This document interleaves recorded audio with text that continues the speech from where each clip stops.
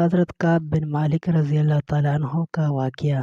حضرت عبد الرحمن بن عبداللہ بن کعب بن مالک رحمۃ اللہ علیہ سے روایت ہے کہ عبداللہ بن کعب نے، جو حضرت کعب بن مالک رضی اللہ تعالیٰ عنہ کے صاحبزادوں میں سے تھے اور حضرت کعب کو نابینا ہونے کے وقت راستے میں لے کر چلتے تھے، یہ بیان کیا کہ میں نے حضرت کعب رضی اللہ تعالیٰ عنہ سے ان کی غزوہ تبوک میں شریک نہ ہو سکنے کا واقعہ سنا۔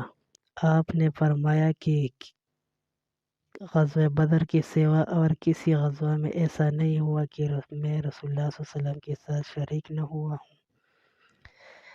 البتہ میں غزوہ تبوک میں بھی شریک نہ ہوا تھا، لیکن جو لوگ غزوہ بدر میں شریک نہ ہو سکے تھے، ان کے متعلق حضور اقدس صلی اللہ علیہ وسلم نے کسی قسم کی ناگواری کا اظہار نہیں کیا تھا، کیونکہ اس موقع پر آپ صلی اللہ علیہ وسلم قریش کے قافلے کی تلاش میں نکلے تھے، لیکن اللہ تعالیٰ کے حکم سے کسی سابقہ تیاری کے بغیر آپ کا دشمنوں سے مقابلہ ہو گیا اور میں لیلۃ العقبہ میں حضور اکرم صلی اللہ علیہ وسلم کی خدمت میں حاضر تھا۔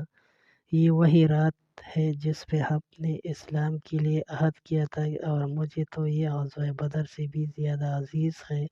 اگرچہ لوگوں کی زبانوں پر بدر کا چرچا بہت ہے، میرا واقعہ یہ ہے کہ میں اپنی زندگی میں کبھی اتنا مالدار نہیں ہوا تھا جتنا اس موقع پر، جبکہ میں ان حضور صلی اللہ علیہ وسلم کے ساتھ تبوک کے غزوہ میں شریک نہیں ہو سکا تھا۔ خدا جانتا ہے کہ اس سے پہلے کبھی میرے پاس 2 اونٹ جمع نہیں ہوئے تھے، لیکن اس موقع پر میرے پاس 2 اونٹ تھے۔ رسول اللہ صلی اللہ علیہ وسلم نے جب کبھی کسی غزوہ کے لیے تشریف لے جاتے تھے تو آپ صلی اللہ علیہ وسلم اس کے لیے 2 معنی الفاظ استعمال کرتے تھے تاکہ معاملہ راز میں رہے، لیکن اس غزوہ کا جب موقع آیا تو گرمی بڑی شدید تھی، سفر بھی بہت طویل تھا، بیابانی راستہ اور دشمنوں کی فوج کی کثرت تمام مشکلات سامنے تھی۔ اس لیے حضور اکرم صلی اللہ علیہ وسلم نے مسلمانوں کو اس غزوہ سے متعلق بہت صراحت کے ساتھ بتا دیا تھا کہ تاکہ اس کے مطابق پوری تیاری کر لے۔ چنانچہ آپ صلی اللہ علیہ وسلم نے اس سمت کی بھی نشاندہی کر دی جدھر سے آپ صلی اللہ علیہ وسلم کا جانے کا ارادہ تھا۔ مسلمان بھی آپ صلی اللہ علیہ وسلم کے ساتھ بہت تھے، اتنے کہ کسی رجسٹر میں سب کے ناموں کا اندراج بھی مشکل تھا۔ حضرت کعب رضی اللہ تعالیٰ عنہ نے بیان کیا کہ کوئی بھی شخص اگر اس غزوہ میں شریک نہ ہونا چاہتا تو وہ یہ خیال کر سکتا تھا کہ اس کی غیر حاضری کا کسی کو پتہ نہیں چلے گا۔ لشکر زیادہ ہونے کی بنا پر اعلیٰ یہ کہ اس کے متعلق وحی نازل ہو۔ حضور صلی اللہ علیہ وسلم جب اس غزوہ کے لیے تشریف لے جا رہے تھے تو پھل پکنے کا زمانہ تھا اور سایہ میں بیٹھ کر لوگ لطف اندوز ہوتے تھے۔ حضور علیہ السلام بھی تیاریوں میں مصروف تھے اور آپ صلی اللہ علیہ وسلم کے ساتھ مسلمان بھی، لیکن میں روزانہ یہ سوچتا کہ کل میں بھی تیاری کر لوں گا، مجھے اسباب میسر ہے، یوں نہیں وقت گزرتا رہ گیا۔ آخر لوگوں نے اپنی تیاریاں مکمل بھی کر لی اور حضور اقدس صلی اللہ علیہ وسلم مسلمانوں کو لے کر روانہ ہو گئے۔ اس وقت تک میں نے کوئی تیاری نہیں کی تھی۔ اس موقع پر میں نے اپنے دل کو یہی کہہ کر سمجھایا کہ کل یا پرسوں تک تیاری کروں گا اور پھر لشکر سے جا ملوں۔ کوچ کے بعد دوسرا دن میں نے تیاری کے لیے سوچا، لیکن اس دن بھی کوئی تیاری نہیں کی۔ پھر تیسرے دن کے لیے سوچا اور اسی دن بھی کوئی تیاری نہیں کی۔ یوں وقت گزرتا گیا اور لشکر بہت آگے بڑھ گیا۔ غزوہ میں شرکت میرے لیے بہت دور کی بات ہو گئی اور میں یہی ارادہ کرتا رہا کہ یہاں سے چل کر انہیں پالوں گا۔ کاش میں نے ایسا کر لیا ہوتا، لیکن یہ میرے مقدر میں نہیں تھا۔ حضور اکرم صلی اللہ علیہ وسلم کے تشریف لے جانے کے بعد جب میں باہر نکلتا تو مجھے بڑا رنج ہوتا، کیونکہ یا تو وہ لوگ نظر آتے جن کے چہروں سے رونق ٹپکتا، یا پھر وہ لوگ جنہیں اللہ تعالیٰ نے معذور یا ضعیف قرار دے دیا تھا۔ حضور اقدس صلی اللہ علیہ وسلم نے میرا متعلق کسی سے نہیں پوچھا تھا، لیکن جب آپ تبوک پہنچ گئے تو وہیں ایک مجلس میں آپ نے دریافت فرمایا کہ کعب نے کیا کیا۔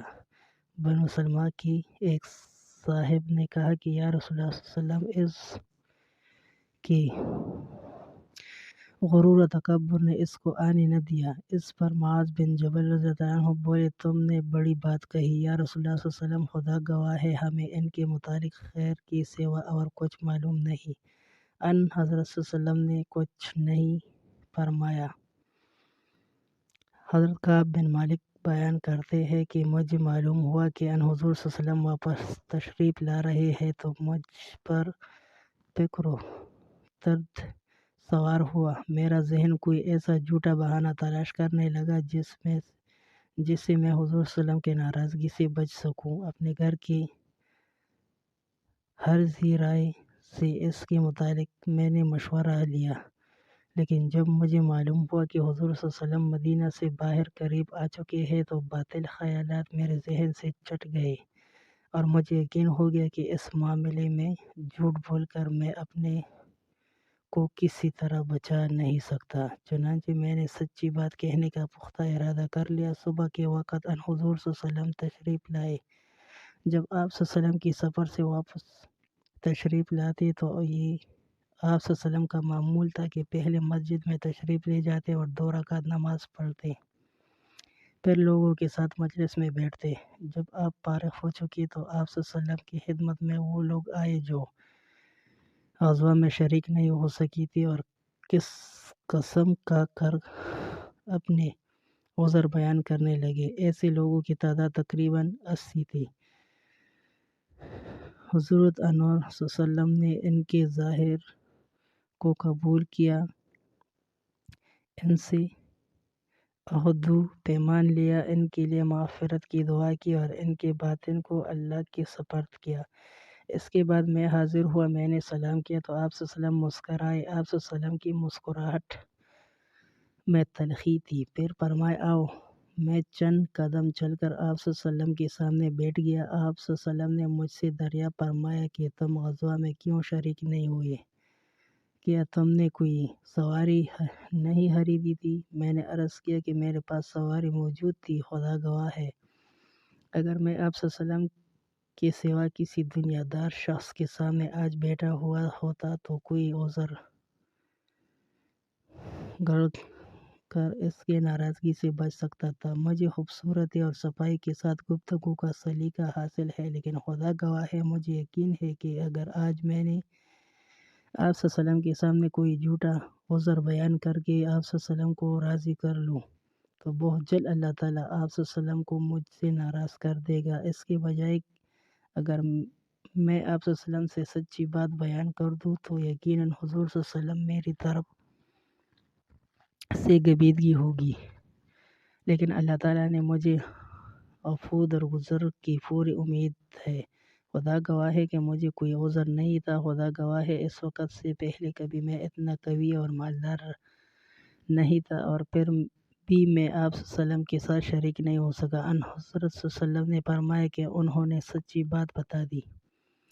اچھا اب جاؤ یہاں تک کہ اللہ تعالیٰ تمہارے بارے میں خود کوئی فیصلہ کر دے۔ میں اٹھ گیا اور میرے پیچھے بنو سلمہ کے کچھ افراد بھی دوڑے ہوئے آئے اور مجھ سے کہنے لگے کہ بخدا ہمیں تمہارے متعلق یہ معلوم نہیں تھا کہ اس سے پہلے تم نے کوئی گناہ کیا ہے اور تم نے بڑی کوتاہی کی کہ حضور صلی اللہ علیہ وسلم کے سامنے ویسے ہی کوئی عذر نہیں بیان کیا جیسے دوسروں نے شریک ہونے والوں نے بیان کر دیا تھا۔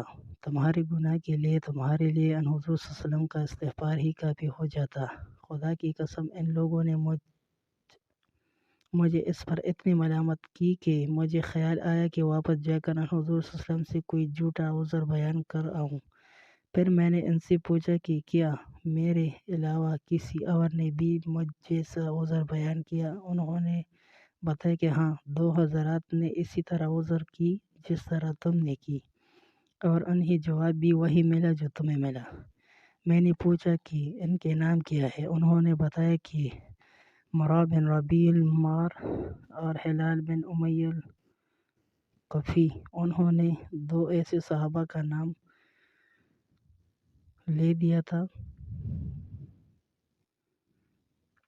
جو صالح تھے اور غزوہ بدر میں شریک ہوئی تھی۔ ان کا طرز عمل میرے لیے نمونہ بن گیا۔ چنانچہ انہوں نے جب ان کا نام لیا تو میں اپنے گھر چلا آیا۔ ان حضور صلی اللہ علیہ وسلم نے ہم سے بات چیت کرنے کی ممانعت کر دی۔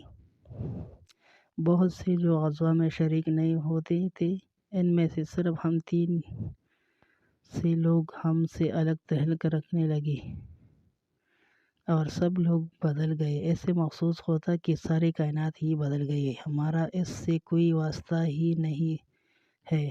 50 دن تک ہم اسی طرح رہے۔ میرے 2 ساتھیوں ہلال اور مرارہ رضی اللہ تعالیٰ عنہ نے تو اپنے گھروں سے نکلنا ہی چھوڑ دیا، بس روتے رہتے تھے، لیکن میرے اندر ہمت و جرأت تھی۔ میں باہر نکلتا تھا، مسلمانوں کے ساتھ نماز میں شریک ہوتا تھا اور بازاروں میں گھوما کرتا تھا، لیکن مجھ سے بولتا کوئی نہ تھا۔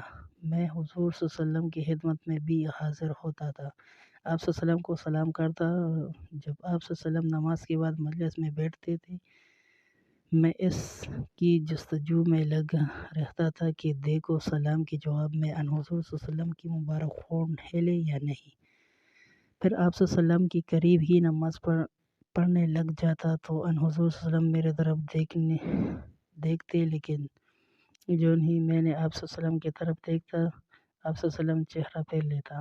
آخر جب اس طرح لوگوں کی بے رخی بڑھتی گئی تو میں ایک دن حضرت ابو قتادہ کے باغ کی دیوار پر چڑھ گیا، اور میرے چچا زاد بھائی تھے اور مجھے ان سے بہت تعلق خاطر تھا۔ میں نے انہیں سلام کیا، لیکن خدا گواہ ہے انہوں نے بھی میرے سلام کا جواب نہیں دیا۔ میں نے کہا ابو قتادہ، تمہیں خدا کا واسطہ کیا تم نہیں جانتے کہ اللہ اور اس کے رسول صلی اللہ علیہ وسلم سے مجھے کتنی محبت ہے؟ انہوں نے کوئی جواب نہیں دیا۔ میں نے دوبارہ ان سے یہی سوال کیا خدا کا واسطہ دے کر، لیکن اب بھی وہ خاموش تھے۔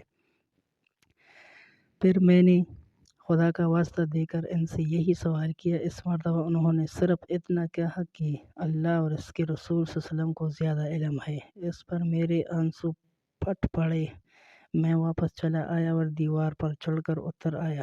آپ بیان کرتے ہیں کہ ایک دن میں مدینہ کے بازار میں جا رہا تھا کہ شام کا ایک کاشتکار جو غلہ فروخت کرنے مدینہ آیا تھا، پوچھ رہا تھا کہ کعب بن مالک رضی اللہ عنہ کہاں رہتے ہیں۔ لوگوں نے میرے طرف اشارہ کیا تو وہ میرے پاس آیا اور شاہ حسین کا ایک خط مجھے دیا۔ اس خط میں تحریر تھا، اما بعد مجھے معلوم ہوا کہ تمہارے صاحب تمہارے ساتھ زیادتی کرنے لگی۔ اللہ تعالیٰ نے تمہیں کوئی ذلیل نہیں پیدا کیا کہ تمہارا حق ضائع کیا جائے۔ تم ہمارا یہاں آؤ جاؤ، ہم تمہارے ساتھ بہتر سے بہتر معاملہ کریں گے۔ جب میں نے یہ خط پڑھا تو میں نے یہ ایک اور مصیبت آ گئی۔ میں نے اس خط کو تنور میں جلا دیا۔ ان 50 دنوں میں سے جب 40 دن گزر چکے تھے تو رسول اللہ صلی اللہ علیہ وسلم کے قاصد میرے پاس آئے اور کہا کہ حضور صلی اللہ علیہ وسلم نے تمہیں حکم دیا ہے کہ اپنی بیوی کی بھی قریب نہ جاؤ۔ میں نے پوچھا کیا میں اسے طلاق دے دوں یا پھر مجھے کیا کرنا چاہیے؟ انہوں نے کہا کہ نہیں، صرف ان سے جدا رہو، ان کے قریب نہ جاؤ۔ میرے دونوں ساتھیوں کو بھی یہی حکم آپ صلی اللہ علیہ وسلم نے بھیجا تھا۔ میں نے اپنی بیوی سے کہا کہ تم اپنے میکے چلے جاؤ اور اس وقت تک وہیں رہو جب تک اللہ تعالیٰ اس معاملے میں کوئی فیصلہ کر دے۔ حضرت کعب رضی اللہ عنہ بیان کرتے ہیں کہ ہلال بن امیہ رضی اللہ عنہ کی بیوی حضور علیہ السلام کی خدمت میں حاضر ہوئی اور عرض کی یا رسول اللہ صلی اللہ علیہ وسلم، ہلال بن امیہ رضی اللہ عنہ بہت بوڑھے اور ضعیف ہے، ان کے پاس کوئی خادم بھی نہیں ہے، کیا میں ان کی خدمت کر دیا کروں؟ آپ صلی اللہ علیہ وسلم ناراض تو نہیں ہوں گے؟ ان حضور صلی اللہ علیہ وسلم نے فرمایا کہ صرف وہ صحبت نہ کرے۔ انہوں نے عرض کی خدا گواہ ہے وہ تو کسی چیز کے لیے حرکت بھی نہیں کر سکتی جب سے یہ عتاب ان پر ہوا ہے۔ وہ دن ہے اور آج کا دن ان کے آنسو تمنی کو نہیں آتے۔ میرے گھر کے بعض افراد نے کہا کہ جس طرح ہلال بن امیہ رضی اللہ عنہ کی بیوی کو ان کی خدمت میں رہنے کی حضور صلی اللہ علیہ وسلم نے اجازت دے دی۔ آپ بھی اسی طرح کی اجازت حضور صلی اللہ علیہ وسلم سے لے لیں۔ میں نے کہا کہ نہیں، خدا کی قسم میں اس کے لیے ان حضور صلی اللہ علیہ وسلم سے اجازت نہیں لوں گا، جو میں جوان ہوں، معلوم نہیں جب اجازت لینے جاؤں تو ان حضور صلی اللہ علیہ وسلم کیا فرمائے۔ اس طرح 10 دن اور گزر گئے، اور جب سے ان حضور صلی اللہ علیہ وسلم نے ہم سے بات چیت کرنے کی ممانعت فرمائی تھی، اس کے 50 دن پورے ہو گئے۔ 50ویں رات کی صبح کو جب میں فجر کی نماز پڑھ چکا اور اپنے گھر کی چھت پر بیٹھا ہوا تھا، اس طرح جیسا کہ اللہ تعالیٰ نے ذکر کیا ہے، میرا دم گھٹنا جا رہا تھا اور زمین اپنے تمام وسعتوں کے باوجود میرے لیے تنگ ہوتی جا رہی تھی کہ میں نے ایک پکارنے والے کی آواز سنی۔ سلف پہاڑ پر چڑھ کر کوئی اب بلند آواز سے کہہ رہا تھا، اے کعب بن مالک رضی اللہ تعالیٰ عنہ، تمہیں بشارت ہو۔ حضرت کعب رضی اللہ تعالیٰ عنہ کہتے ہیں کہ یہ سنتے ہی میں سجدہ میں گر پڑا اور مجھے یقین ہو گیا اب کشائش ہو جائے گی۔ فجر کی نماز کے بعد رسول اللہ صلی اللہ علیہ وسلم نے اللہ کی بارگاہ میں ہماری توبہ کی قبولیت کا اعلان کر دیا تھا۔ لوگ میرے یہاں بشارت دینے کے لیے آنے لگے اور میرے 2 ساتھیوں کو بھی جا کر خوشخبری دی۔ ایک صاحب حضرت زبیر بن العوام رضی اللہ عنہ اپنے گھوڑا دوڑائے آ رہے تھے اور آواز گھوڑے سے زیادہ تیز تھی۔ جن صحابی نے سلف پہاڑ سے آواز دی تھی، جب وہ میرے پاس بشارت دے آئے تو میں نے اپنے دونوں کپڑے اتار کر اس بشارت کی خوشی میں انہیں دے دی۔ خدا گواہ ہے کہ اس وقت ان 2 کپڑوں کے سوا اور میرے ملکیت میں کوئی چیز نہیں تھی۔ پھر میں نے ابو قتادہ سے 2 کپڑے مانگ کر پہنے اور حضور اقدس صلی اللہ علیہ وسلم کی خدمت میں حاضر ہوا۔ لوگ جوک در جوک مجھ سے ملاقات کرتے جاتے تھے اور مجھے توبہ کی قبولیت پر خوشخبری دیتے جاتے تھے، کہتے تھے کہ اللہ کی بارگاہ میں توبہ کی قبولیت مبارک ہو۔ حضرت کعب بیان کرتے ہیں کہ آخر میں مسجد میں داخل ہوا، حضور صلی اللہ علیہ وسلم تشریف رکھے تھے، چاروں طرف صحابہ کا مجمع تھا۔ طلحہ بن عبید اللہ رضی اللہ عنہ دوڑ کر میرے طرف بڑھے اور مجھ سے مصافحہ کیا اور مبارکباد دی۔ خدا گواہ ہے کہ وہاں موجود مہاجرین میں سے کوئی بھی ان کے سوا میرے آنے پر کھڑے نہیں ہوا۔ طلحہ کا یہ احسان میں کبھی نہیں بھولوں گا۔ حضرت کعب رضی اللہ عنہ فرماتے ہیں کہ جب حضور صلی اللہ علیہ وسلم کو سلام کیا تو آپ صلی اللہ علیہ وسلم نے فرمایا، چہرہ مبارک خوشی سے دمک اٹھا تھا۔ اس مبارک دن کے لیے تمہیں بشارت ہو جو تمہاری عمر کا سب سے مبارک دن ہے۔ انہوں نے بیان کیا کہ میں نے عرض کیا، یا رسول اللہ صلی اللہ علیہ وسلم، یہ خوشخبری آپ صلی اللہ علیہ وسلم کی طرف سے ہے یا اللہ تعالیٰ کی طرف سے؟ فرمایا، نہیں بلکہ اللہ تعالیٰ کی طرف سے۔ ان حضور صلی اللہ علیہ وسلم جب کسی بات پر خوش ہوتے تو چہرہ مبارک روشن ہو جاتا تھا، ایسا محسوس ہوتا تھا جیسے چاند کا ٹکڑا ہو۔ آپ صلی اللہ علیہ وسلم کی مسرت ہم چہرہ مبارک سے سمجھ جاتے تھے۔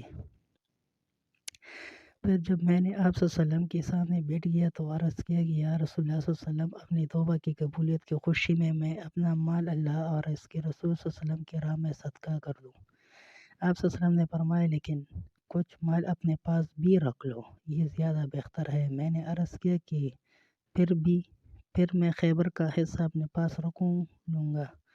میں نے پھر عرض کیا، یا رسول اللہ صلی اللہ علیہ وسلم، اللہ تعالیٰ نے مجھے سچ بولنے کی وجہ سے نجات دی۔ اب میں اپنی توبہ کی قبولیت کی خوشی میں یہ عہد کرتا ہوں کہ جب تک زندہ رہوں گا سچ کے سوا اور کوئی بات زبان پہ نہ لاؤں گا۔ پس خدا گواہ ہے، جب سے میں نے حضور صلی اللہ علیہ وسلم کے سامنے یہ عہد کیا کہ میں کسی ایسے مسلمان کو نہیں جانتا جسے اللہ تعالیٰ نے سچ بولنے کی وجہ سے اتنا نوازا ہو، جتنی نوازشات اس کی مجھ پر سچ بولنے کی وجہ سے ہے۔ جب سے میں نے حضور صلی اللہ علیہ وسلم کے سامنے یہ عہد کیا، پھر آج تک کبھی جھوٹ کا ارادہ بھی نہیں کیا، اور مجھے امید ہے کہ اللہ تعالیٰ باقی زندگی میں بھی مجھے اس سے محفوظ رکھے گا۔ اور اللہ تعالیٰ نے اپنے پیغمبر علیہ السلام پر یہ آیات نازل کی تھی، یعنی اللہ تعالیٰ نے اپنے نبی مہاجرین اور انصار کی توبہ قبول کی خدا جانتا ہے کہ اللہ تعالیٰ کی طرف سے اسلام کے لیے ہدایت کے بعد میری نظر میں حضور صلی اللہ علیہ وسلم کے سامنے اس سچ بولنے سے بڑھ کر اللہ کا مجھ پر اور کوئی انعام نہیں ہوا کہ میں نے جھوٹ نہیں بولا اور اس طرح اپنے آپ کو ہلاک نہیں کیا جیسا کہ جھوٹ بولنے والے ہلاک ہوئے۔ نزول وحی کے زمانے میں جھوٹ بولنے والوں پر اللہ